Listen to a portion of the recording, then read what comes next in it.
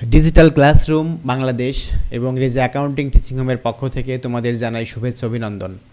Project management chapter 2 project appraisal lecture 4 এই ভিডিওটিতে project appraisal অধ্যায়ের রিপ্লেসমেন্ট ডিসিশনের একটি অঙ্ক করে তোমাদের দেখাবো। চলো অঙ্কটি দেখা যাক।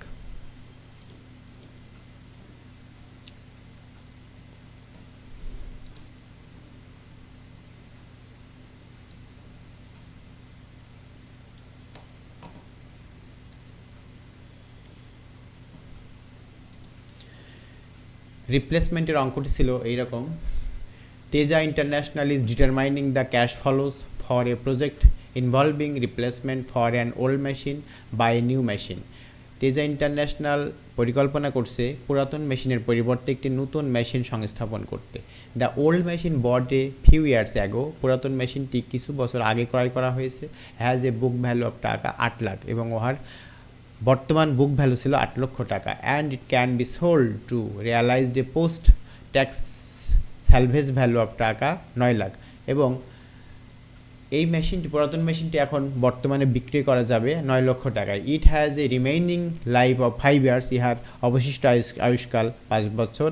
After which its net salvage value is expected to be taka 2 lakh, অর্থাৎ 5 বছর পরে আশা করা হচ্ছে 2 লাখ টাকা স্যালভেজ ভ্যালু হবে। It is being depreciated annually at a rate for 25%, অর্থাৎ পুরাতন মেশিনের উপর 25% অবচয় ধার্য করা হয়েছিল, বাৎসরিক 25% অবচয় ধার্য করা হয়েছিল আন্ডার দ্য WDV মেথড, অর্থাৎ রিটেন ডাউন ভ্যালু মেথডের মাধ্যমে অবচয় ধার্য করা হয়েছে। দ্য নিউ মেশিন কস্ট টাকা 30 লাখ, অর্থাৎ এই পর্যন্ত ছিল আমাদের পুরাতন মেশিনের তথ্য। এইবার আমাদের নতুন মেশিনের তথ্যে বলা হয়েছে দ্য নিউ মেশিন কস্ট টাকা 30 লাখ। নতুন মেশিন যদি আমরা কিনি তাহলে ব্যয় পড়বে 30 লক্ষ টাকা। It is expected to face a net salvage value of taka 15 lakh, অর্থাৎ 5 বছর পরে ইহার ভগ্নাবশেষ মূল্য দাঁড়াবে 15 লক্ষ টাকা after 5 years. The depreciation rate applicable to it is 25% under WDV method, অর্থাৎ পুরাতন মেশিনে যেমন আমরা WDV মেথডে অবচয় ধার্য করেছিলাম, এখানেও আমাদের নতুন মেশিনের WDV মেথডে অবচয় ধার্য করার কথা বলা হয়েছে 25%। The new machine is expected to bring a saving of টাকা 6,50,000 annually in manufacturing cost other than depreciation, অর্থাৎ যদি আমরা নতুন মেশিন কিনি তাহলে আমাদের প্রতি বছর ম্যানুফ্যাকচারিং কস্ট ডেপ্রিসিয়েশন ব্যতীত 6,50,000 টাকার ব্যয় সেভ হবে, অর্থাৎ ব্যয় সেভ হওয়া মানেই আমাদের লাভ বৃদ্ধি পাবে, অর্থাৎ cash inflow. The incremental working capital associated with this machine is টাকা 5 লাখ, অর্থাৎ মেশিনটি সংস্থাপন হওয়ার পরে আমাদের অন্যান্য কার্যাবলী সম্পাদনের জন্য আরও 5 লাখ টাকার প্রয়োজন, যেটাকে আমরা ওয়ার্কিং ক্যাপিটাল হিসাবে আখ্যায়িত করেছি, অর্থাৎ ইনক্রিমেন্টাল ওয়ার্কিং ক্যাপিটাল লাগবে আরও 5 লক্ষ টাকা। The tax rate applicable to the farm is 30%, অর্থাৎ এখানে ট্যাক্স ধার্য করা হয়েছে 30%। এই ছিল আমাদের রিপ্লেসমেন্ট অঙ্ক। রিপ্লেসমেন্ট অঙ্ক করতে গেলে আমাদের দুটি চিন্তা করতে হবে, একটি পুরাতন মেশিনের তথ্য জানতে হবে এবং পরবর্তীতে নতুন মেশিনের তথ্য জানতে হবে। পুরাতন মেশিনটি হটাইয়ে দিয়ে আমাদের নতুন মেশিনটি রিপ্লেস করতে হবে। সেই কারণে যেদিন আমরা নতুন মেশিন ক্রয় করব তখন পুরাতন মেশিনের ক্রয় মূল্য, অর্থাৎ ক্রয় মূল্য, ডেপ্রিসিয়েশন এবং বর্তমান যে মেশিনটির বিক্রয় মূল্য সেটি বিবেচনা করতে হবে। চলো অঙ্কটি সমাধান দেখা যাক। Solution A, calculation of initial cash outlay, অর্থাৎ আমরা নতুন মেশিন যে ক্রয় করব পুরাতন মেশিনের বিনিময়ে পরিবর্তে আমাদের কত টাকা ব্যবসা থেকে ইনভেস্ট করতে হবে সেইটা আমরা বের করব এই ক্যালকুলেশনের মাধ্যমে। Cost of new machine 30 lakh, অর্থাৎ আমরা যদি নতুন মেশিন ক্রয় করি তাহলে 30 লক্ষ টাকার প্রয়োজন হবে। আর যেদিন আমরা নতুন মেশিন ক্রয় করব সেদিন পুরাতন মেশিনটি বিক্রি করে দেবো, অর্থাৎ সেলস অফ ওল্ড মেশিন 9 লক্ষ টাকায় বিক্রি হয়ে যাবে। তাহলে আমাদের টাকা লাগবে, নগদ টাকা লাগবে 21 লক্ষ টাকা। এখন নতুন মেশিন ক্রয় করার পরে আমাদের ইনক্রিমেন্টাল ওয়ার্কিং ক্যাপিটালের প্রয়োজন হবে 5 লক্ষ টাকা, অর্থাৎ অন্যান্য কার্যাবলী সুষ্ঠুভাবে সম্পাদনের জন্য আরও 5 লাখ টাকার প্রয়োজন হবে। অর্থাৎ আমাদের নতুন মেশিন রিপ্লেসমেন্টের সময় টাকা লাগবে অ্যাকচুয়ালি 26 লক্ষ টাকা, অর্থাৎ আমাদের কোম্পানি থেকে টাকা প্রদান করতে হবে 26 লক্ষ টাকা। এটাকে বলা হয় টোটাল ইনভেস্টমেন্ট বা নিট ক্যাশ আউটলে।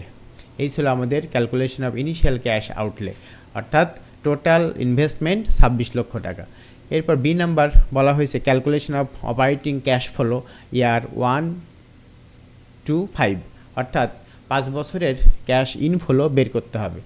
আমাদের অঙ্কের মধ্যে দেওয়া আছে যদি আমরা নতুন মেশিন ক্রয় করি তাহলে আমাদের প্রতি বছর ম্যানুফ্যাকচারিং কস্ট সেভ হবে 6,50,000 টাকা।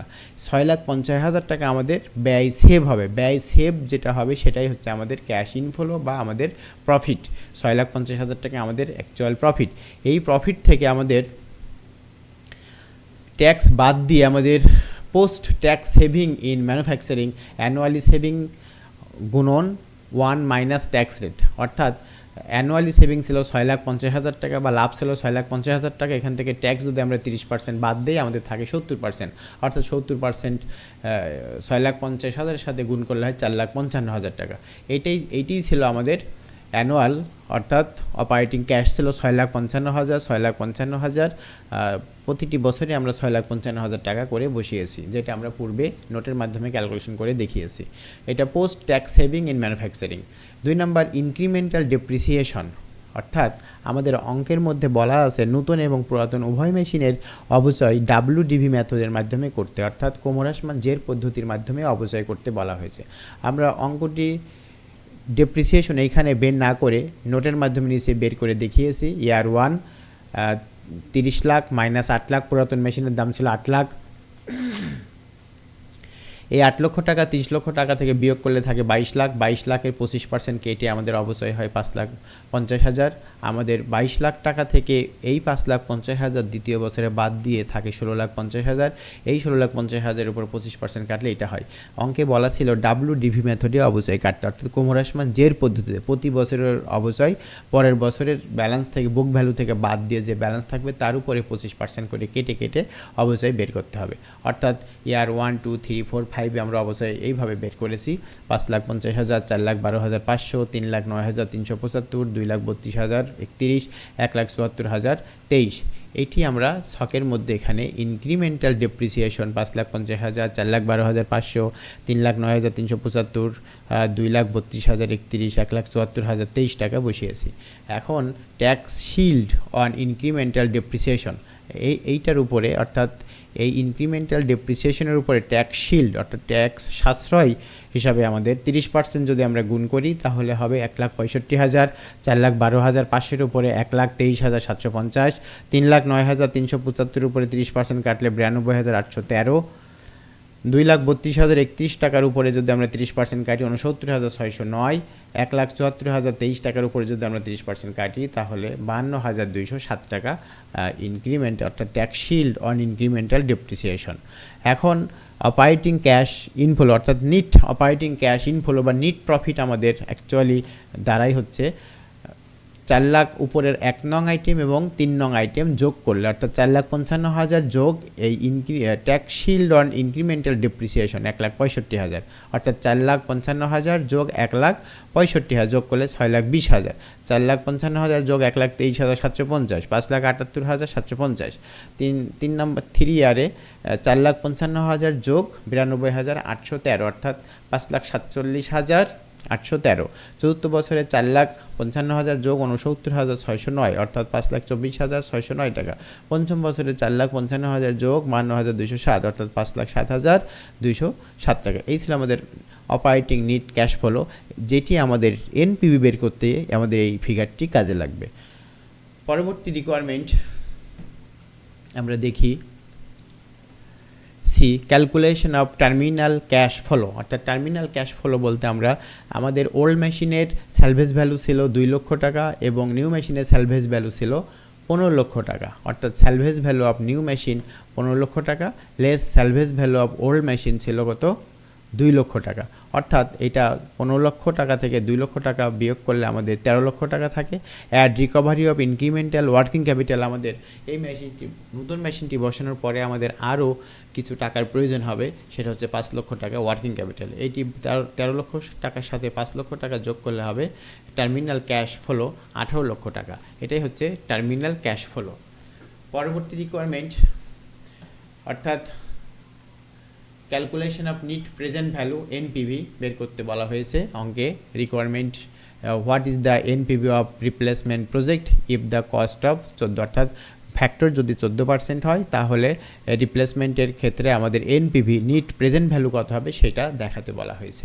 তো নিট প্রেজেন্ট ভ্যালু বের করতে গেলে আমাদের লাগে হচ্ছে ক্যাশ ইনফ্লো, যেটা আমরা আগের ছকে বের করেছি, প্রতি বছরে 5 বছরের নিয়ে ক্যাশ ইনফ্লো বের করেছি। এটার সাথে ফ্যাক্টর 14% ফ্যাক্টর গুণ করে এনসিও বিয়োগ করলে আমাদের এনপিভি পাওয়া যাবে, যেটা আমরা ক্যাপিটাল বাজেটে করেছি। পূর্বের ক্যাপিটাল বাজেটগুলোতে আমরা করেছি যেভাবে এনপিভি, ঠিক সেই একই নিয়মে এখানে আমরা বের করব।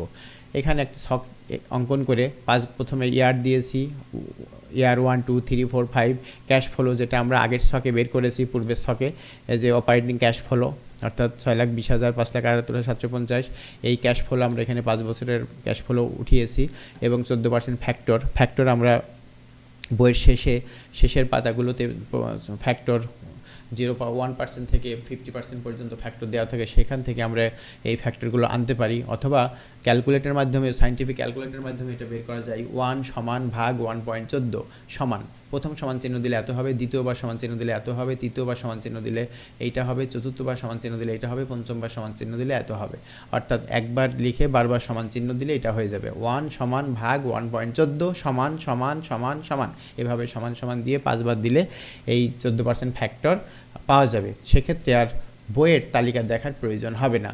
এবার পিভি আমরা বের করতে পারি ক্যাশ ফ্লো, অর্থাৎ ক্যাশ ফ্লোর সাথে ফ্যাক্টর গুণ করে আমরা পিভি বের করব। প্রথম বছরে 5 লাখ অর্থাৎ 6,20,000 সাথে এই ফ্যাক্টর গুণ করলে হয় 5,43,740, এবং দ্বিতীয় বছরে 5,78,750 সাথে এই ফ্যাক্টর গুণ করলে 4,35,058, তৃতীয় বছর 5,47,813 সাথে এটা গুণ করলে হবে 3,69,774, চতুর্থ বছরে 5,24,609 উপরে গুণ করলে ফ্যাক্টর দিয়ে গুণ করলে 3,10,568, পঞ্চম বছরে 5,07,207 সাথে 0.519 গুণ করলে 2,63,427 টাকা হয়। অর্থাৎ পিভিগুলো 5 বছরের পিভি যোগ করলে হয় 19,32,382। এই ছিল আমাদের পিভি। অঙ্কে রিকোয়ারমেন্টে চাওয়া হয়েছে এনপিভি।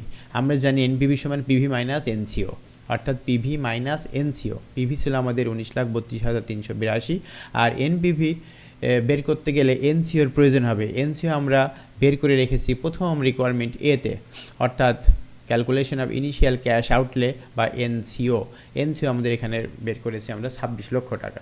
অর্থাৎ পিভি 19,32,382 টাকা থেকে 26 লক্ষ টাকা বিয়োগ করলে হয় 6,67,618 টাকা। এই ছিল রিপ্লেসমেন্টের অঙ্ক। রিপ্লেসমেন্টের অঙ্কটি ভালোভাবে প্র্যাকটিস করলে পরবর্তী অঙ্কগুলো আরও সহজ হবে। আজকের ভিডিও এই পর্যন্তই।